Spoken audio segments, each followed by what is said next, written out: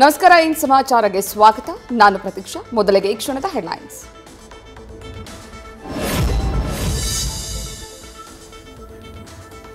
ಕಾಫಿನಾಡು ಮಲೆನಾಡು ಚಿಕ್ಕಮಗಳೂರಿನಲ್ಲಿ ಮುಂದುವರೆದ ಮಳೆಯಬ್ಬರ.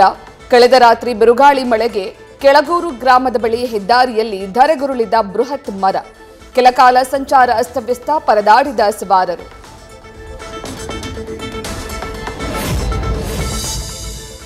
ಮಳೆಯಿಂದ ಚಿಕ್ಕಮಗಳೂರಿನ ಶಂಕರಪುರ ಬಡಾವಣೆಯ ಮನೆಗೋಡೆ ಕುಸಿತ.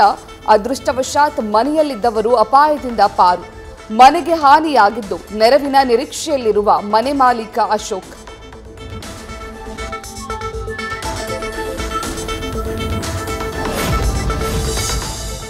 ಮಲೆನಾಡು ಅಚ್ಚುಕಟ್ಟು ಪ್ರದೇಶದಲ್ಲಿ ಧಾರಾಕಾರ ಮಳೆ ಹಿನ್ನೆಲೆ ತುಂಗಾಭದ್ರಾ ಜಲಾಶಯದ ಒಳಹರಿವಿನಲ್ಲಿ ಭಾರೀ ಹೆಚ್ಚಳ. ಮುಂಜಾಗ್ರತಾ ಕ್ರಮವಾಗಿ ಡ್ಯಾಂ ನೀರು ಬಿಡುಗಡೆಗೆ ನಿರ್ಧಾರ.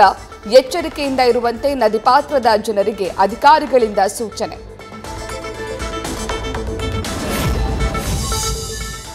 ಉತ್ತರಾಧಿಕಾರಿ ಯಾರು ಅನ್ನೋದು ಹೈಕಮಾಂಡ್ ತೀರ್ಮಾನ ಮಾಡುತ್ತೆ.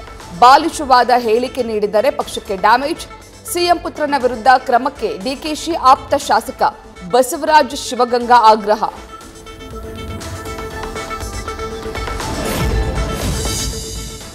ದೊಣ್ಣೆ ನಿಷೇಧಿತ ಅಸ್ತ್ರ ಅಲ್ಲ, ದನ ಕಾಯುವ ಶ್ರೇಷ್ಠತೆಯ ಅರಿವು ಅವರಿಗಿಲ್ಲ.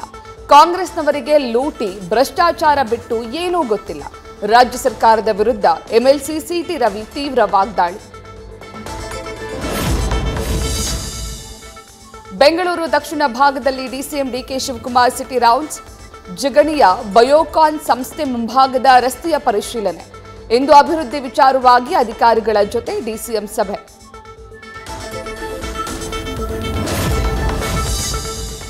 ಸಚಿವ ಪ್ರಿಯಾಂಕ್ ಖರ್ಗೆ ಮನೆಗೆ ನುಗ್ಗುವುದಾಗಿ ಬೆದರಿಕೆ. ಬಿಜೆಪಿಯ ಪರಾಜಿತ ಅಭ್ಯರ್ಥಿ ಮಣಿಕಂಠ ರಾಠೋಡ್ ಮೇಲೆ ಎಫ್ಐಆರ್.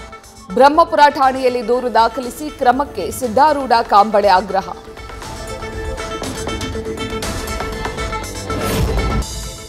ಬಿಡದಿ ಟೌನ್ಶಿಪ್ ವಿರೋಧಿಸಿ ಮುಂದುವರೆದ ರೈತರ ಅಹೋರಾತ್ರಿ ಧರಣಿ. ಬೈರಮಂಗಲದ ಪ್ರಮುಖ ಬೀದಿಗಳಲ್ಲಿ ಪಂಜಿನ ಮೆರವಣಿಗೆ. ತಕ್ಷಣವೇ ಟೌನ್ಶಿಪ್ ಯೋಜನೆ ಕೈಬಿಡುವಂತೆ ರೈತರ ಆಗ್ರಹ. ಬಾಗಲಕೋಟೆಯಲ್ಲಿ ಕಬ್ಬು ಬೆಳೆಗಾರರ ಸಂಧಾನ ಸಭೆ ವಿಫಲ. ಪ್ರಸಕ್ತ ಸಾಲಿನ ಕಬ್ಬಿಗೆ ದರ ನಿಗದಿ, ಬಾಕಿ ವಿಚಾರದಲ್ಲಿ ಮೂಡದ ಒಮ್ಮತ. ಕಬ್ಬಿಗೆ ಬೆಂಬಲ ದರ ನಿಗದಿಗಾಗಿ ಮತ್ತೊಮ್ಮೆ ಸಭೆ ನಡೆಸಲು ನಿರ್ಧಾರ.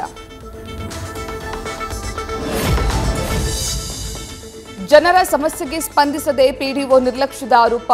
ಸಕರಾಯಪಟ್ಟಣದಲ್ಲಿ ಗ್ರಾಮ ಪಂಚಾಯಿತಿಗೆ ಬೀಗ ಜಡಿದ ಗ್ರಾಮಸ್ಥರು. ಬೇಜವಾಬ್ದಾರಿ ಅಧಿಕಾರಿಗಳ ವಿರುದ್ಧ ಕ್ರಮಕ್ಕೆ ಸ್ಥಳೀಯರ ಆಗ್ರಹ.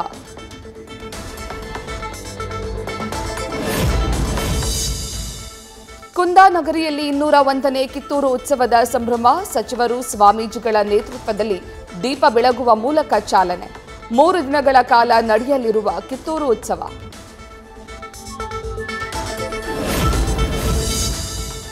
ನವೆಂಬರ್ 23ಕ್ಕೆ ಸುಪ್ರೀಂ ಕೋರ್ಟ್ ಮುಖ್ಯ ನ್ಯಾಯಮೂರ್ತಿ ಗವಾಯಿ ಅವಧಿ ಮುಕ್ತಾಯ. ದೇಶದ ಹೊಸ ಸಿಐಜೆ ಆಯ್ಕೆ ಪ್ರಕ್ರಿಯೆಗೆ ಚಾಲನೆ ನೀಡಿದ ಕೇಂದ್ರ ಸರ್ಕಾರ. ಮುಂಚೂಣಿಯಲ್ಲಿ ಹಿರಿಯ ನ್ಯಾಯಮೂರ್ತಿ ಸೂರ್ಯಕಾಂತ್ ಹೆಸರು.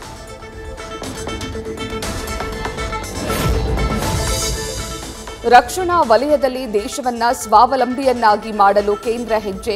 ರಕ್ಷಣಾ ವಲಯಕ್ಕೆ 79,000 ಕೋಟಿ ರೂಪಾಯಿ ಮೌಲ್ಯದ ಉಪಕರಣಗಳ ಖರೀದಿ ಅನುಮೋದನೆ. ರಾಜನಾಥ್ ಸಿಂಗ್ ಅಧ್ಯಕ್ಷತೆಯ ರಕ್ಷಣಾ ಸ್ವಾಧೀನ ಮಂಡಳಿಯಲ್ಲಿ ನಿರ್ಧಾರ.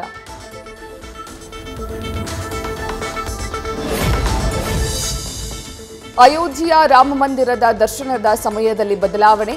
ಬೆಳಗ್ಗೆ 6:30 ಬದಲು 7 ಗಂಟೆಯಿಂದ ಭಕ್ತರಿಗೆ ಸಿಗಲಿದೆ ದರ್ಶನ. ಚಳಿಗಾಲದ ಕಾರಣ ವೇಳಾಪಟ್ಟಿ ಬದಲಾವಣೆ ಮಾಡಿದ ಶ್ರೀರಾಮ ಜನ್ಮಭೂಮಿ ತೀರ್ಥ ಕ್ಷೇತ್ರ ಟ್ರಸ್ಟ್. ಬಿಹಾರದಲ್ಲಿ ಆರ್ಜೆಡಿ ಒತ್ತಡಕ್ಕೆ ಮಣಿದ ಕಾಂಗ್ರೆಸ್. ಮಹಾಗಠಬಂಧನ್ನ ಸಿಎಂ ಅಭ್ಯರ್ಥಿಯಾಗಿ ತೇಜಸ್ವಿಯಾಗಿ ಆಯ್ಕೆ.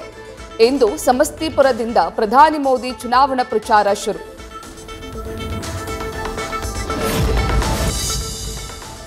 ಐಸಿಸಿ ಮಹಿಳಾ ಏಕದಿನ ವಿಶ್ವಕಪ್ ಸೆಮಿಫೈನಲ್ಗೆ ಭಾರತದ ವನಿತೆಯರ ಲಗ್ಗೆ. ನ್ಯೂಜಿಲೆಂಡ್ ವಿರುದ್ಧ ಭಾರತಕ್ಕೆ 53 ರನ್ಗಳ ಭರ್ಜರಿ ಜಯ. ಬ್ಯಾಟಿಂಗ್, ಬೌಲಿಂಗ್ ಎರಡೂ ವಿಭಾಗದಲ್ಲೂ ಭರ್ಜರಿ ಆಟ.